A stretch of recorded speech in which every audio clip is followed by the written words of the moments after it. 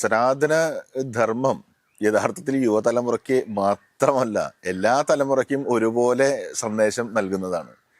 കാരണം മനുഷ്യനായി പിറന്നാൽ അവൻ്റെ ജീവിതം ഒരു യാത്രയാണ്. ആ യാത്രയ്ക്കൊരു ലക്ഷ്യം ഉണ്ടായിരിക്കണം.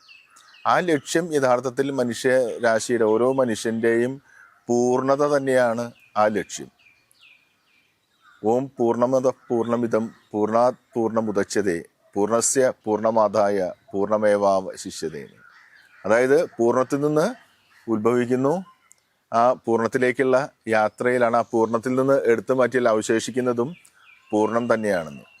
ആ പൂർണ്ണമാണ് നമ്മൾ ഓരോരുത്തരും എന്ന ബോധം ഓരോരുത്തരിലും ഉണ്ടാക്കിയെടുക്കാനുള്ള കൃത്യമായിട്ടുള്ള ആചാര അനുഷ്ഠാന പദ്ധതികളാണ് യഥാർത്ഥത്തിൽ സനാതനധർമ്മം മുന്നോട്ട് വയ്ക്കുന്നത്.